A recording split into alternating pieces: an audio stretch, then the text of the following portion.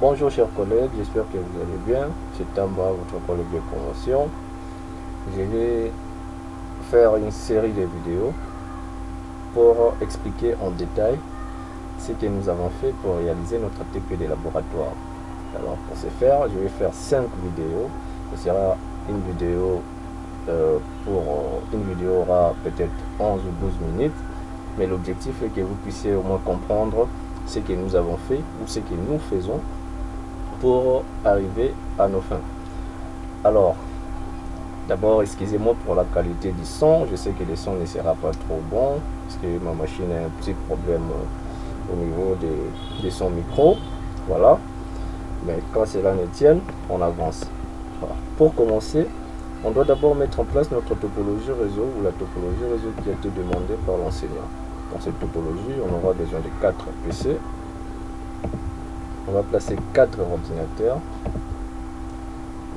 Désolé, on prend le troisième et le quatrième ordinateur.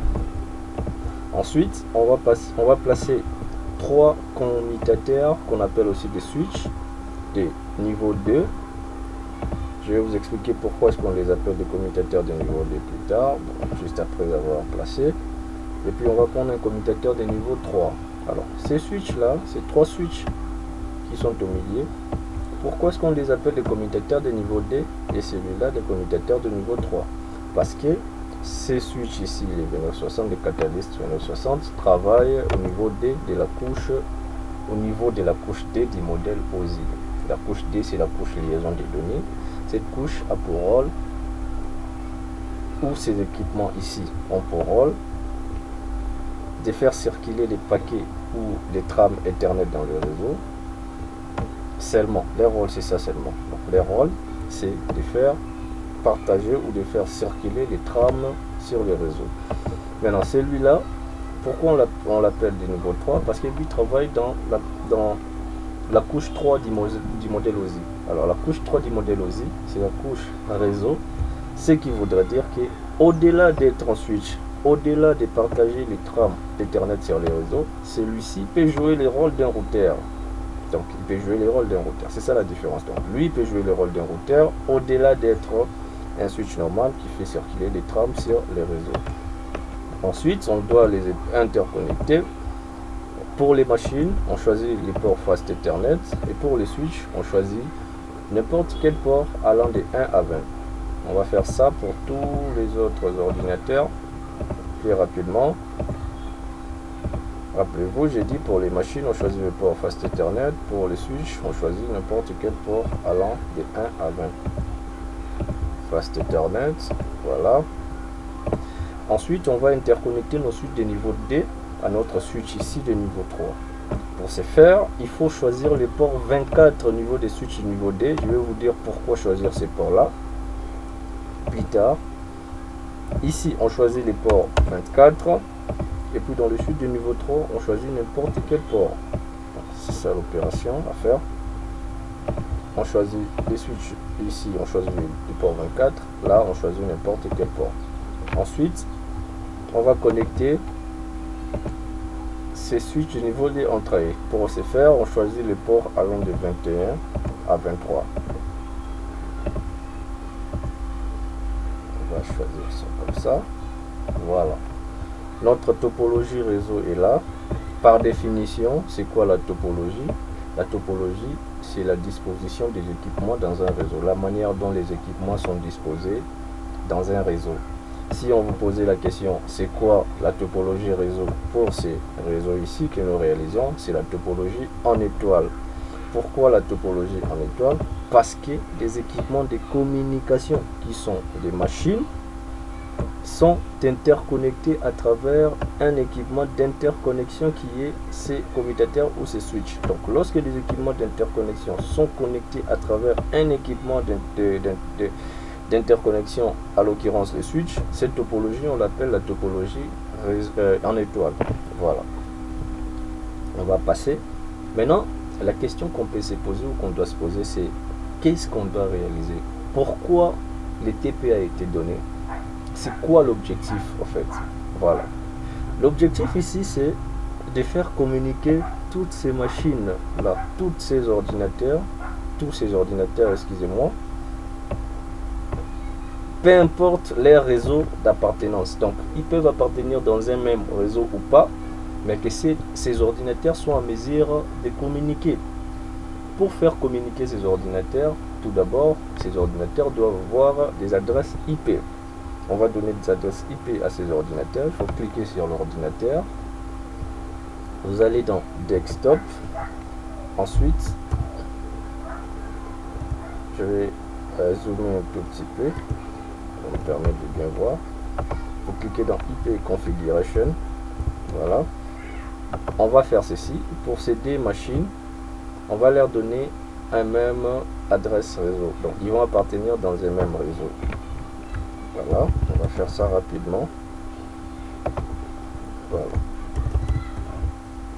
Pour les premières machines, ça sera 192.168.10.2 parce que les points 1 sera donné comme notre default gateway. Default gateway, c'est le passerelle par défaut, donc c'est une adresse qui permet la communication fluide ou la compréhension entre les adresses IP des différentes machines appartenant dans un même réseau.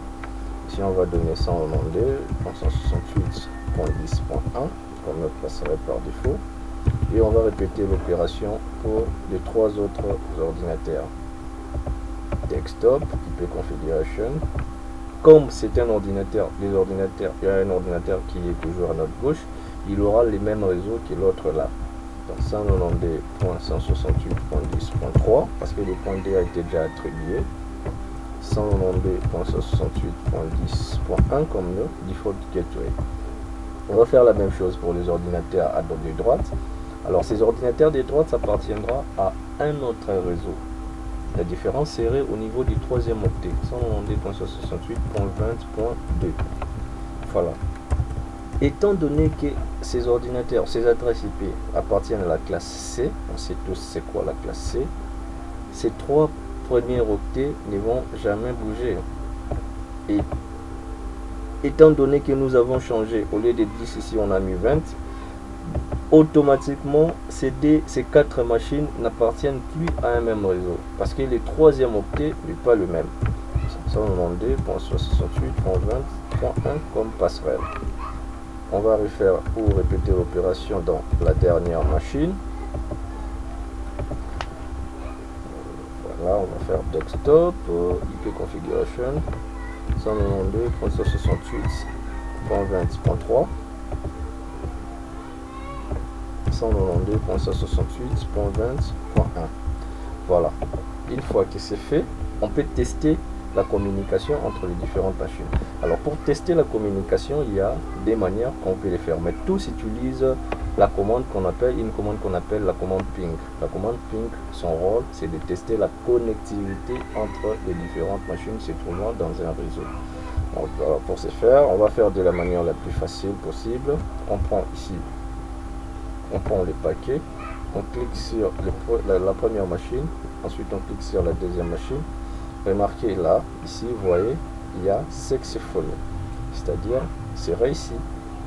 Pour voir ça sous forme de vidéo, on clique dans simulation et puis on démarre la vidéo. Voilà. Regardez bien, il y a un paquet qui est en train d'être transmis. Voilà. Et puis le paquet va revenir, c'est-à-dire il va revenir en tant qu'accusé de réception pour dire que la machine a reçu. Voilà, c'est fait. On peut aussi tester pour ces autres là. Les machines se trouvent en droite, mais sauf que cette fois-ci on va les tester à l'aide de commandes ping. On va pas utiliser les paquets. Je vais vous montrer une deuxième façon de faire. Ça c'est la deuxième façon. Il faut d'abord regarder c'est quoi l'adresse IP de la machine. Son adresse IP c'est 192.168.20.3. Donc on va pinguer à partir de cette adresse là. On clique sur la machine, on va dans commande prompt. Voilà. Nous sommes là dans le mode commande. On écrit ping 192.168.20.3. On valide. On doit attendre Ça doit nous afficher les champs TTL. Les champs TTL permettent seulement de découvrir ou de connaître la durée de vie d'un paquet sur les réseaux, ou le nombre de routeurs, ou le nombre de sauts, on appelle ça, que ces paquets va traverser. On doit patienter un tout petit peu. Voilà, ça traîne un peu. Je vais recommencer. Je ferme. Je remets au mode réel. C'est déjà supprimé. On va pinguer pour une nouvelle fois. Vous voyez, ça a pris du temps, mais c'est ce que ça devait afficher. Pour plus de précision, je vais le refaire. Ping 192.168.20.3. On va pinguer. Voilà. Le temps est passé tellement.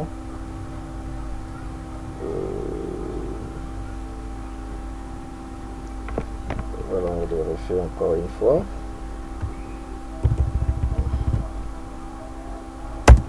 On va le refaire encore.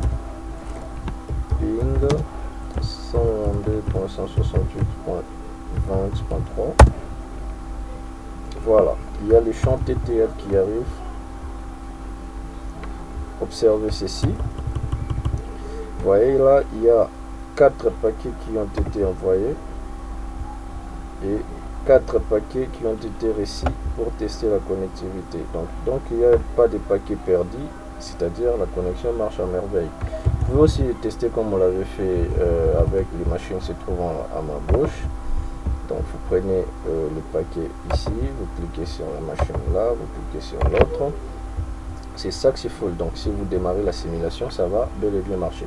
Maintenant la question c'est, ou la préoccupation c'est de faire communiquer la machine qui se trouve ici à gauche avec la machine se trouvant à droite, qui à ce stade serait impossible. Si on fait ça, regardez bien, failed, donc c'est échoué, ça ne peut pas communiquer. Donc même si vous allez dans le mode simulation pour essayer de simuler,